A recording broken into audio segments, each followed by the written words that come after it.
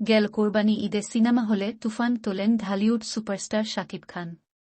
এবার সবাইকে করবেন বরবাদ। সাকিবিয়ানরাও মুখিয়ে আছেন বরবাদ হতে। এরই মধ্যে ছবিটির দৃশ্যধারণের কাজ শেষ। ফলে স্বস্তির নিঃশ্বাস ফেলছেন ছবির পরিচালক মেহেদী হাসান হৃদয়। সামাজিক মাধ্যমে তিনি প্রকাশ করেছেন তা। আজ শুক্রবার নিজের ফেসবুকে শাকিবকে নিয়ে নির্মাতা লিখেছেন, ভাইয়া আপনার সাথে কাজ করে খুব ভালো লাগছে। শাকিব খান আমাকে সাহস ও শক্তি দিয়েছেন। বরবাদের পরিচালক গেল কোরবানি ঈদে সিনেমা হলে তুফান তোলেন ঢালিউড সুপারস্টার শাকিব খান।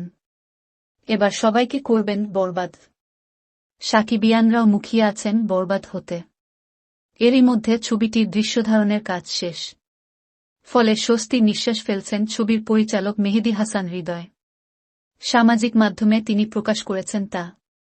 আজ শুক্রবার নিজের ফেসবুকে শাকিবকে নিয়ে নির্মাতা লিখেছেন, ভাইয়া আপনার সাথে কাজ করে খুব ভালো লাগছে। এরপর লেখেন, বরবাদে মেগাস্টার শাকিব খানের সঙ্গে আমার প্রথম কাজ।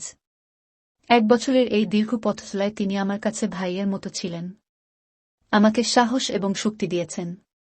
তার কাছ থেকে অনেক কিছু শিখেছি। এরপর লেখেন, তার পেশাদারিত্ব, কাজের প্রতি নিষ্ঠা আমাকে মুগ্ধ করেছে।